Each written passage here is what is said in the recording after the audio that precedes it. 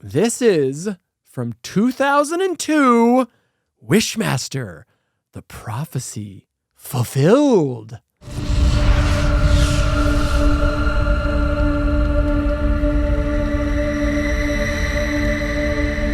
I have this. I don't like any of these movies. The first one's okay. I put this as my number 3. This is number 2 for me. Yeah, you put it above 2. Yep. I can't put it above 2 because as much as I think 2 sucks, I will never like this guy more than Andrew Divoff. True. Give me Andrew Divoff. I just can't do it. Yep.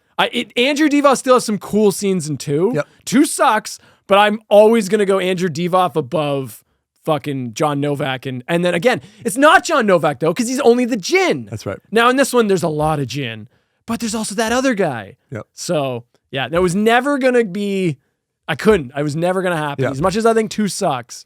Yeah, but I put it number 3. Yep. And I'm wondering if you have it higher for the same reason I do. I'll get to it. There's one tweak they do to the formula that I thought, okay, you thought of something that's you're trying something different. Okay, yeah. All right. So we open with a title card that once again looks very amateurish. I don't know what was up with Wishmaster 3 and 4. They could not get some good fucking credits and title cards. They look bad. Like, man. is it hard? I don't know. I mean, I'm not in the movie making business, but is it difficult? It takes time. Okay. So, put the time in, I guess. Like, just because you shot the movie in 16 days, did you edit it in 16 hours? Yeah. Did you have to release it? Was that 2 also days part later? of it? I don't know. Yeah. Maybe they really did use that dog to edit the movie like I suggested. We then get a narrator reading text on screen. When God breathed fire into the universe, the light gave birth to angels, and the earth gave birth to man, and the fire gave birth to the Djinn. Ooh. The Djinn are creatures condemned to dwell in the void between the worlds, yada, yada. And he also reiterates the 3 wishes prophecy bullshit we already know up to this point in the franchise. Cut to a young couple celebrating their new home purchase. These are our new protagonists, Lisa and Sam. And they're celebrating and having a good time, and they immediately start fucking, which I was like, as you should. Damn. Yep. I'm like, all right. They break the bed. Yeah. Fucking awesome. All right. Get to Pound Town right off the bat. We then cut 3 years ahead, and Lisa is visiting her hunky lawyer friend, Steven. And he gives her an antique gift, because of course that's something you give somebody, before trying to kiss Lisa. Apparently, Sam and Lisa are involved in a lawsuit and Steven is assisting them. Inside the antique Steven gave her is a red gem. What else? Lisa holds it in her hand and has a vision of the Wishmaster, because of course she does. And then she leaves and also leaves the gem with Steven. So I guess she didn't appreciate that gift. She's just like, all right, I'm getting the fuck out of here. Lisa goes back home to Sam, who's now paralyzed in a wheelchair and a bitter alcoholic. Yeah. The couple is now teetering toward a breakup. A lot has happened in the past 3 years. Yeah. Holy fuck. Went from fucking and breaking a bed to on the verge of breaking up, and one guy's crippled in a wheelchair and now he's an alcoholic. Yeah. Jesus fucking Christ. Later, the Wishmaster pays Steven a visit. Steven wishes for the Djinn to stop talking in riddles and explain himself. The Wishmaster grants this before killing him and stealing his face, assuming his identity. I don't feel like that was, that doesn't seem like the spirit of that wish, does it? Yeah, but again, he does like what we talked about before, where he goes, you know what? Now I'm going to take your soul. Yeah. So what was the point of even asking for him to make a wish? Yeah. Lame. Fucking lame. So now the Wishmaster looks like Steven, and that's his human form. The next day, Wishmaster Steven coaxes Lisa into making a wish. So she wishes the case would be settled, and presto, Lisa has a payout for the motorcycle accident that crippled Sam. They explain that. Literally signed in blood from the other lawyer. Lisa shares the good news with Sam, but his reaction is tepid when he assumes Lisa is going to want to divorce him now and take half his settlement money. That night, the Wishmaster takes Lisa out to celebrate, where she wishes Sam could walk again, resulting in a fucking dragged out sequence where Sam is like writhing around the ground in pain, and Lisa and Steven are like at a restaurant watching a belly dancer, all while this like Arabic type music is playing, and it is fucking awful music.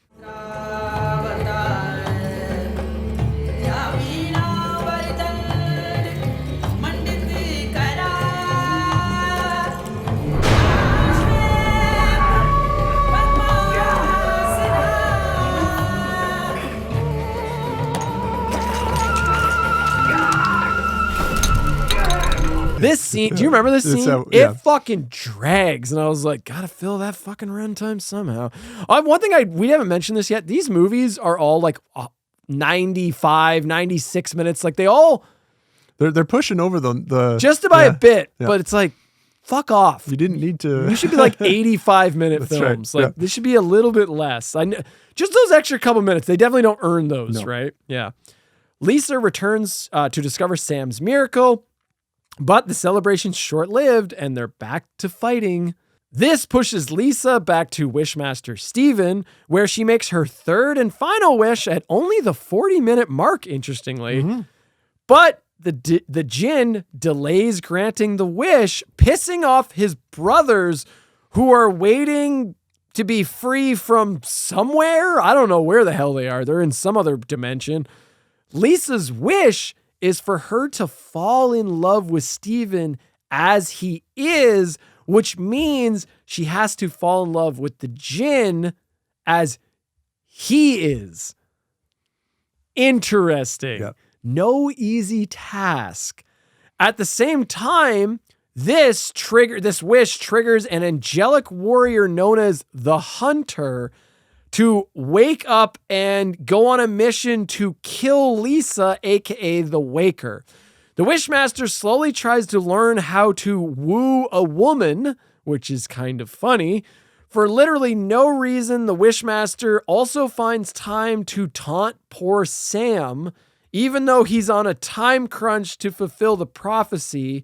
And what follows is the Hunter trying to kill Lisa, the Djinn intervening, leading to a Highlander-style sword fight where the Wishmaster comes out on top before he fucks Lisa, but one good lay doesn't make her fall in love with him. Will the Wishmaster be able to win her heart before time runs out? Yeah. That's the plot of Wishmaster the Prophecy Fulfilled, aka Wishmaster 4. You have a saying that I always like. You referenced it in our last episode. This movie makes choices. Yes. That's a classic They make Justin. choices. Yeah. They do things. Yeah. Yes. I mean, I know what you want to talk about, which is like the thing with the third wish, I think is the most interesting thing. But before we get to that, let's talk about Lisa and Sam, our protagonists. I was getting flashbacks to Children of the Corn 2009. I cannot fucking stand protagonists like this. Yeah. I do not want to root for people that hate each other. It's just not fun to watch. I don't want to watch your failing relationship. This isn't a heavy A24 drama film. You know what I mean? This isn't A Beautiful Mind where Jennifer Connelly is trying to get through to, fucking poor Russell Crowe is losing his mind. It's like, this is a schlocky horror film. Yep. I don't need your drama bullshit. You don't need that level of seriousness. And it was also, it's just not fun. It's just uncomfortable. Because he treats her really badly. Right. For someone who, I mean, she treats him so well. I understood your anger before, but I mean, look at you, Sam. You can walk. I don't understand why we can't just be... What? Pretend like it never happened? Pretend like I didn't see the way you looked at me when you bathed me and dressed me and wheeled me down the street? That is not true. I always loved you. You pitied me. No, you pitied you. I didn't fall in love with your legs, Sam. All I ever wanted was for us to just love each other like we did before. She has every reason to leave, not because of the accident, but because he just turns into an awful person. And maybe it's understandable to a certain extent, but she's the last person that he has, and yet he still just kind of like assumes that she's going to be a piece of shit when she never is. Well, right? She kind of is. Well, I mean, what it does is it creates this kind of awkward situation throughout the movie where I think what the story is trying to tell us, like ultimately the hook, and this is what you were referring to with the third act, is that it's kind of related to this though. So the Djinn can't force her to love him. So he needs to find a way for her to love him naturally for the wish to be granted. But it already was kind of happening. Right. Because every fucking scene with Lisa and Sam is Sam just being a piece of shit to her and being all mopey and depressed and being like, you're just going to leave me anyways. And I feel like why don't you go fuck Steven? I know you want to anyways. And then he almost kind of creates this self-fulfilled prophecy where she does get pushed into Steven because he's treating her well, right? And so they kind of lean into that. We need to feel like, what's his name? The boyfriend? Sam. We need to feel like he's a total piece of crap, because then it justifies her starting to fall in love with the lawyer, with Steven, right? Otherwise, she's just the worst person in the world. And you don't tend to see that in movies like this. So she's actually not a good person either, though, because earlier in the movie, like right at the beginning, when Steven, not possessed by the Djinn, who clearly has a crush on Lisa, he makes a pass at her and he tries to kiss her. Yeah. And she stops him, but then she's like, oh, it's okay. I have thought about it. No, it's not okay. I should be more sensitive to your situation. I don't know what, maybe just think I You know could what? kiss It's you. not your fault, okay? It's not like I haven't thought about it. Really? Yeah. You've been really sweet through this whole thing, above and beyond the Call of Duty. Yeah. Okay, so Sam's kind of right in that you do kind of have feelings for this other guy. And I think the movie wants you to think that he is driving her away, but I think also part of it is that she just kind of wants to go. I don't know. Whole Their relationship sucks. The whole situation is too heavy not fun for a movie like this. Yeah, it's not fun to watch. I think that you could have done this differently. Like I like the idea of him not being able to grant that wish and trying to. I mean, I was hesitant that this was going to turn into a love story. I'm like, oh no, that's not very good. But at least it's something different, right? That he can't grant that wish. So you got it. Yeah, that's what I want to talk about. This is why this went above 3, because I think 3 and 4 suck equally, but 4, at the very least, they come up with a new angle, which is, what if you gave the Djinn a wish that he can't quite grant? Yeah. So now the Djinn is in this weird situation where he's like, okay, I got the thing I wanted. The wish has been made. The thing I've wanted. All of these movies hinge on, I need the Waker to make 3 wishes so that I can fulfill the prophecy and open the gates of hell or whatever the fuck. So he's right there, but he can't do it. Yeah. Because how do you do that wish? And then he even gets into an argument with like his brethren who are like, what are you dicking around for? Just do it. Just do the thing. And he's like, I can't. I have to make her love me. I thought that was kind of a little bit weak. He can't just snap his fingers. It's like you should all know that I can't do this. Tell me how I shall grant the third wish, that she love me for who I truly am. Human love is a weakness.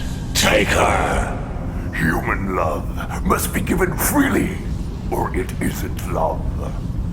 It's a trap, a wish only she can grant. Be warned, the hunter has been awakened. Like, if that is actually the lore. Oh, they only exist so that there's a little bit of pressure on him, right? Because the yeah. other thing is like, why is there a time limit? Yeah. Yeah. And that's also why that hunter character exists. He exists just simply to add pressure to the Djinn. Yeah. But this was a neat idea. Yeah. I mean, I wasn't even too concerned with the fact that we've encountered situations like this before.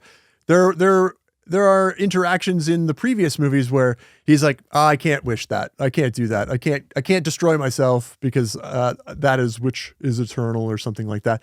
So we've encountered wishes that he can't grant, But normally he just brushes it off. So there's something about this one that he was still compelled to see it through. He just couldn't grant it. I wish that he thought he tries. Yeah. And that's where the fun in this one is like, he's kind of in this like melancholy of like, all right, how the fuck do I do this? Yeah. And he starts trying to like remember how to woo a woman. And a lot of the scenes are like him going to get advice. Like he goes to Lisa's friend to get information on her of what she might like in a guy. And that's a funny scene. Because she's like the worst person to be giving advice. Right. She's just a wild child. He goes to a strip club to get advice on like what women like. And there's a funny exchange where he asks like the bartender at the strip club is like, what would win over these women? And the bartender's the worst like, line in the entire franchise. oh no, the best line. Yeah, the best line, buddy. I'm just going to cut to it right now. What do you suppose would make a woman like that fall in love? Fat wallet? And a fatter dick. Money and sex. That's what makes the world go round, my friend. That's the one. That's the answer, buddy. That's the answer. That's all it takes. All of Wishmaster comes together for that moment. If Josh had that in part one, Alex would have been already sleeping with him. They would have been together the entire time. Yeah. It's so bad. It's awesome. But that makes for some funny exchanges where it's like, it's fun to see the Wishmaster vulnerable. Yep. And this brings out a vulnerability to him where he's like, okay, like, what do I do here? He's frustrated with it. Yeah. So it almost humanizes him a little bit, and that's fun to play with. Yeah. I liked the third act when he finally just drops the facade and he's like, look, this is the situation. I'm a genie. I'm an evil genie. Yep. I can give you anything you want.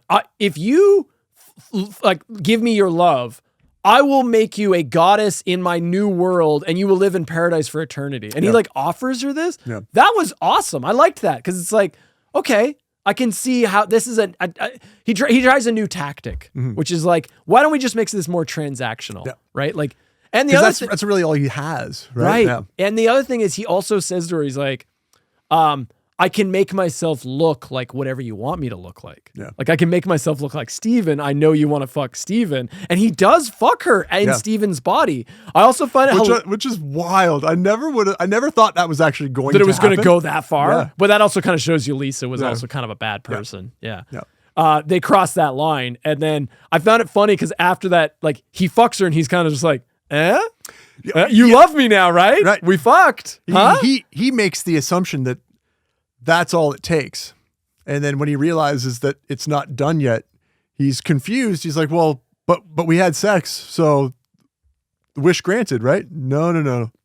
Just because you have sex with somebody doesn't mean you love them.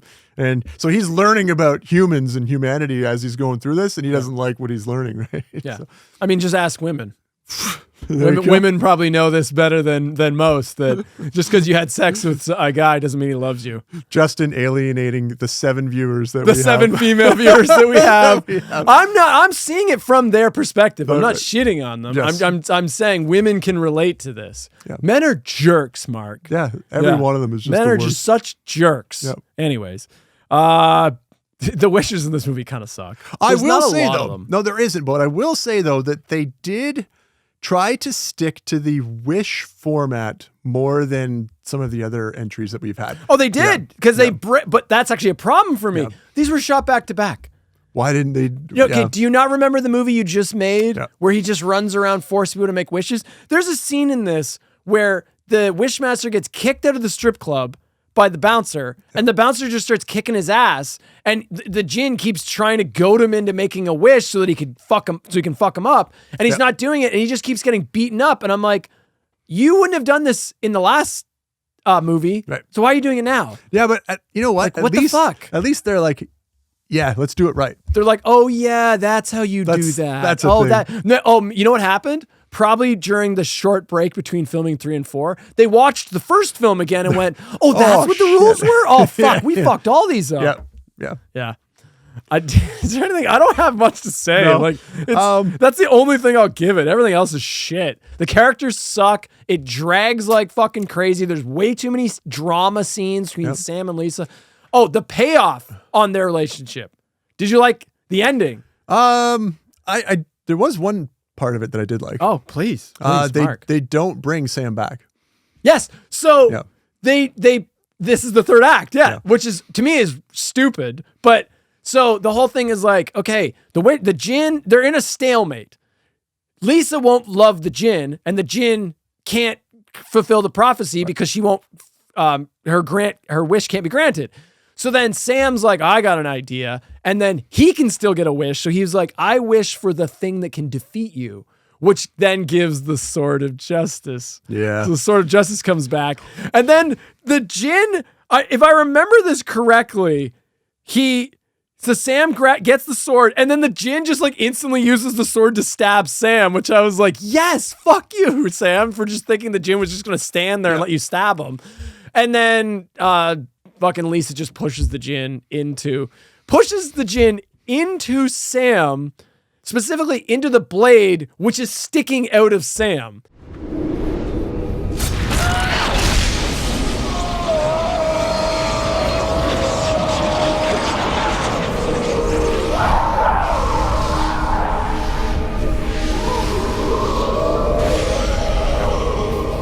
And then that just kills them both. Yeah. Lame. Yeah. I mean, it's a fart ending.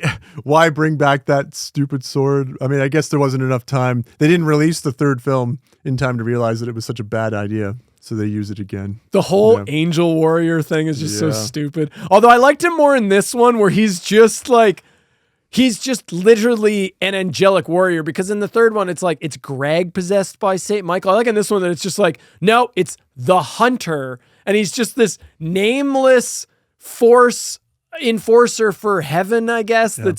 That was more fun to me. He's like a Terminator. Yeah. I love the fact. I like one of his first scenes, he like shows up at Lisa's work and then like just chops off her boss's head for no reason. For no reason. There's no call for it. There's a tall, attractive man robbing my store at this very moment.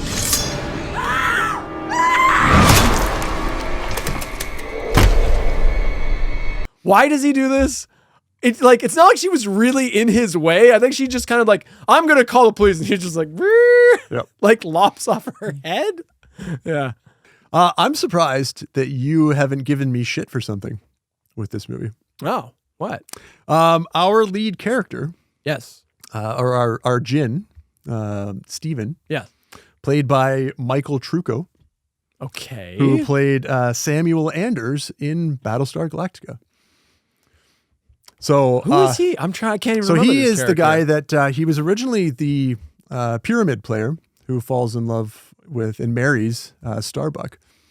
They meet. So he was the athlete, and then he later becomes a pilot. And spoiler, he is actually one of the I cannot the final picture five this guy at Cylons. All. Yeah, I don't remember this guy at all. Yeah. Yeah. So I thought for sure you were going to be like, oh, that's why you. And actually, it kind of is. I thought Michael Trucco, the actor, did a great job in this. I don't remember. He's not very memorable to me from Battlestar, funny enough. Yeah. Okay. So he was just one of the other hotshot pilots? And then, he's got a pretty substantial role in the movie. That's got to be like season 3. Yeah, he comes in, but then once he joins, he's pretty much part of the regular cast. Okay. Yeah, no, I did. Yeah. Kudos to you for catching that. Yeah. Michael Trucco. I'm sure people love hearing us just talk about Battlestar. 2 episodes in a row. 5 minutes of the podcast. Yeah. That aside, I thought his portrayal of the slick debonair Djinn that we had in the first movie, that we kind of lost a little bit in the second, we definitely didn't have in the third. Yeah. I thought his portrayal of the human character was pretty good. He's okay. Yeah. I mean, his apartment has that weird double door at the front, which kind of freaked me out. I don't understand that, but anyway, I thought his performance was good. Fair enough. Yeah, I agree with you. He's more of a gentlemanly. The Djinn is most interesting when it's just a guy in a suit, like a business-looking suit. He doesn't do any kind of yelling the way that the other Djinns do. He's trying to use his charisma to the fullest to get you to wish, right? Yeah, I touched her too, and I gotta tell you, I like the way she feels. You probably don't remember that, do you, Sam? Shall I remind you? Because I don't think Lisa's gonna mind. I got a little secret for you. It takes more than 2 good legs to satisfy a woman like Lisa. Oh, don't you want to hit me, Sam? Yeah, I think you do. I'll bet you wish you could kick the shit out of me right here, don't you? Come on. Say it.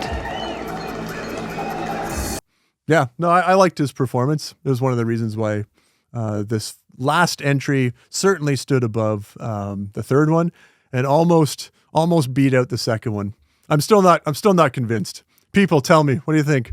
2 or 4? I mean, you're all going to pick 2, but Rightfully so. I don't know. I thought the fourth one was a brighter spot than I was expecting for a fourth It definitely entry. picks it up after 3, because 3 really shits the bed. Yep. Yeah.